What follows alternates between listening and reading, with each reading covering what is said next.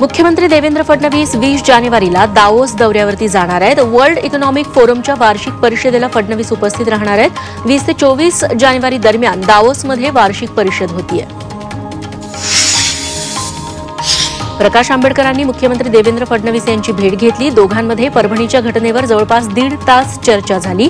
मृत सूर्यवंशी यांच्या कुटुंबियांना 1 कोटींची मदत जाहीर करण्यासह लाठीचार्ज करणाऱ्यांची न्यायालयीन चौकशी व्हावी अशी मागणी आंबेडकरांनी फडणवीसांकडे केली। भाजपचं ऍक्शन मोड म्हणजे ईव्हीएम ताब्यात घेणं, पैसे जमा करणं असा हल्लाबोल खासदार संजय राऊतांनी भाजपवर केला। शिवसेना उद्धव बाळासाहेब ठाकरेंची खरी ताकद कार्यकर्ता आहे आणि कार्यकर्त्यांच्या ताकदीवर निवडणुका लढवणार असं राऊत म्हणाले। पालकमंत्री पदाबाबत कुठेही रस्सीखेच नसून लवकरच निर्णय होईल अशी माहिती मंत्री शंभूराज देसाईंनी दिली। तसंच पालकमंत्री पदाचा निर्णय मुख्यमंत्री आणि दोन्ही उपमुख्यमंत्री घेतील असंही देसाई म्हणाले। शिवसेना उद्धव बाळासाहेब ठाकरे गटाचे आमदार वरुण सरदेसाई यांनी सागर बंगल्यावर मुख्यमंत्री देवेंद्र फडणवीसांची भेट घेतली। वांद्रे शासकीय वसाहतीतील काही दुकानं तोडून त्यांना दुसरीकडे स्थलांतरित केलं जातंय, त्याविषयी आमदार वरुण सरदेसाई यांनी मुख्यमंत्री फडणवीसांची भेट घेतली। बीडच्या संतोष देशमुख हत्या प्रकरणावरून आमदार सुरेश धस यांनी पोलिसांवर आरोप केले। आरोपी फरार झाला त्यावेळी जे पोलीस होते त्यांना निलंबित करण्याची मागणी सुरेश धस यांनी केली आहे। तसंच त्यांचा सीडीआर तपासून लवकरात लवकर या प्रकरणी कारवाई करण्याची मागणीही त्यांनी केली आहे। धनंजय मुंडेंचं मंत्रिपद काढून घ्या असं म्हणत प्रकाश सोळंके यांनी राष्ट्रवादीला घरचा आहेर दिलाय। बीडच्या मूक मोर्चात ते बोलत होते। बीडमधील संतोष देशमुख हत्याकांड प्रकरणावर मंत्री शंभूराज देसाई यांनी प्रतिक्रिया दिली। आरोपी कितीही मोठा असला तरी त्याच्यावर कारवाई होणारच असं देसाई म्हणाले। बीड हत्याकांड प्रकरणावरून राष्ट्रवादी शरदचंद्र पवार पक्षाचे नेते जयंत पाटलांनी महायुती सरकारवर निशाणा साधला। इतके दिवस होऊनही सरकारनं मुख्य आरोपीच्या विरोधात भूमिका घेतलेली नाही अशी टीका त्यांनी केली। बीड हत्याकांड प्रकरणात मंत्री धनंजय मुंडेंच्या राजीनाम्याची मागणी केली जाते। यावर मंत्री हसन मुश्रीफांनी प्रतिक्रिया दिली।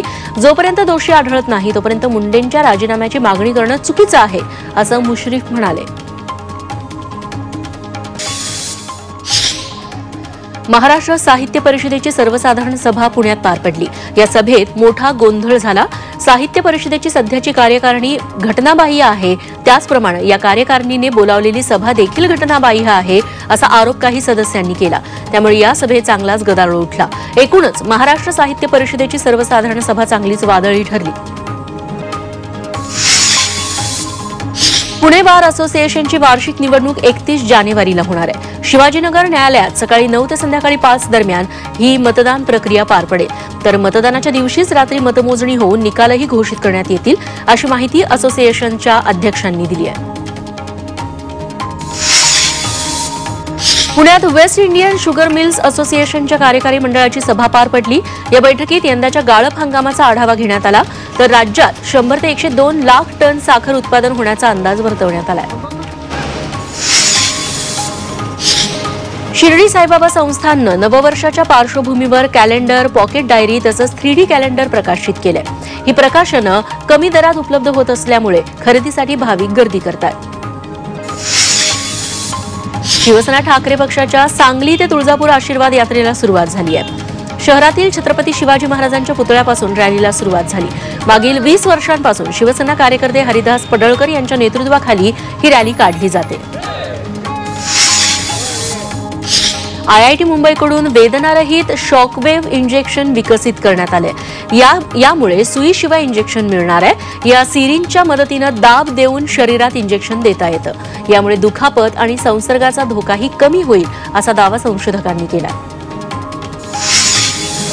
मारुती सुझुकी इंडिया लिमिटेडचे माजी अध्यक्ष ओसामू सुझुकी यांचं निधन झाले। वयाच्या 94व्या वर्षी त्यांनी अखेरचा श्वास घेतला। त्यांनी मारुती 800 लॉन्चसह सुझुकीचा भारतात मोठ्या प्रमाणात विस्तार केला होता। राजगुरुनगर शहरात कडकडीत बंद पाळत मोर्चा काढण्यात आला। 2 चिमुकल्यांवर अत्याचार करून हत्या करण्यात आली होती। या प्रकरणी आरोपीला फाशीची शिक्षा द्यावी अशी मागणी आंदोलकांनी केली। जळगावच्या चोपडा शहरातील गटाराचं काम निकृष्ट दर्जाचं होत असल्याचा आरोप भाजपने केलाय. संबंधित ठेकेदार आणि अधिकाऱ्यांना कार्यकर्त्यांनी याबाबत जाब विचारला. तसंच निकृष्ट दर्जाचं काम बंद पाडण्याचा इशाराही देण्यात आला. नवी मुंबई आंतरराष्ट्रीय विमानतळावर उद्या पहिल्या व्यावसायिक विमानाचं लँडिंग होणार आहे. दुपारी 12 वाजता या विमानाचं लँडिंग होईल. यासाठी रनवे, सिग्नल यंत्रणा अशी सर्व महत्त्वाची कामं पूर्ण झाली आहेत. मुंबई महापालिकेनं अंतिम देय मुदतीपूर्वी मालमत्ता कर भरण्याचं आवाहन केलंय. यासाठी 31 डिसेंबर 2024ला सकाळी 8 वाजल्यापासून रात्री 12 वाजेपर्यंत नागरी सुविधा केंद्र सुरू राहणार आहे. तसंच अंतिम मुदतीपूर्वी कर न भरल्यास दंडात्मक कारवाईही करण्यात येणार आहे. मुंबई महापालिकेनं धूळ रोखण्यासाठी संयंत्रांचा वापर करण्याचा निर्णय घेतलाय. बांधकामातून निर्माण होणारी धूळ आणि रस्त्यावरील धूळ रोखण्यासाठी मिस्ट कॅनॉन संयंत्राद्वारे पाणी फवारणी करण्यात येते. यासाठी 100 टँकरही तैनात करण्यात आले. LLB, MCA या अभ्यासक्रमांच्या प्रवेशासाठी होणारी CETच्या परीक्षेची नोंदणी सुरू झाली आहे. MSc साठी विद्यार्थ्यांना 25 जानेवारीपर्यंत नोंदणी करता येईल, तर LLB साठी 27 जानेवारीपर्यंत नोंदणी करता येईल. CETने याचं वेळापत्रक जाहीर केलंय. कोकणातील समुद्रकिनारी मंदिरात पर्यटकांची मोठ्या प्रमाणात गर्दी होतीये. नाताळ, 31 डिसेंबर आणि सलग आलेल्या सुट्ट्यांमुळे पर्यटकांची गर्दी झाली आहे. त्यामुळे या ठिकाणची हॉटेल्स, रेस्टॉरंट्सही फुल आहेत.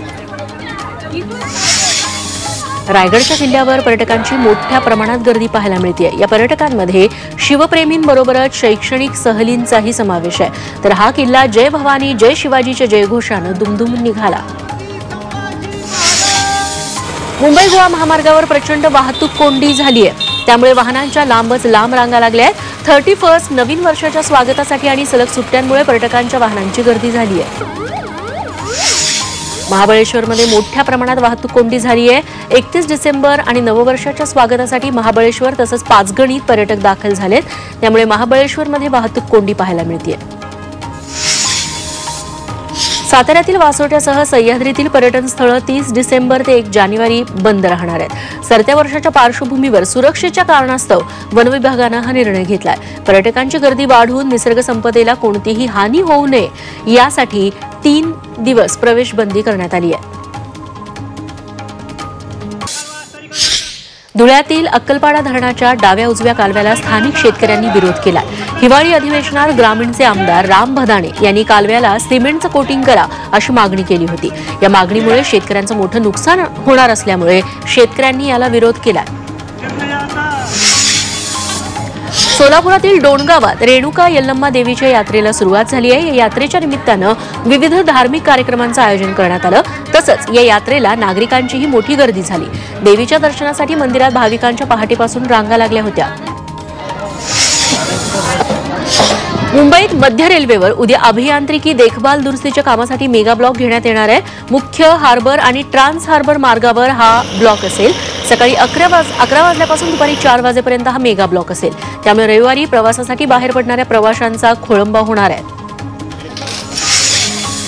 मुंबईतील पश्चिम रेल्वेच्या लोअर परळ स्थानकावर 5 तासांचा ब्लॉक घेण्यात येणार आहे. दोन्ही जलद मार्गिकांवरील यंत्रणा कार्यान्वित करण्यासाठी आज रात्री 11:30 वाजल्यापासून ते पहाटे 4:30 वाजेपर्यंत ब्लॉक असेल. या ब्लॉक कालावधीत मुंबई सेंट्रल ते माहीम स्टेशन दरम्यान गाड्या धीम्या मार्गावरती वळवण्यात येतील. राजगुरुनगर शहरातील 2 मुलींच्या हत्येतील आरोपीला फाशीच्या शिक्षेपर्यंत घेऊन जाणार, तर या प्रकरणात मदत करणाऱ्यांनाही सोडणार नाही अशा शब्दात राज्य महिला आयोगाच्या अध्यक्ष रुपाली चाकणकर यांनी इशारा दिलाय. इंदापूर पोलिसांनी विक्रीस बंदी असलेला तब्बल 132 किलोचा गांजा जप्त केला.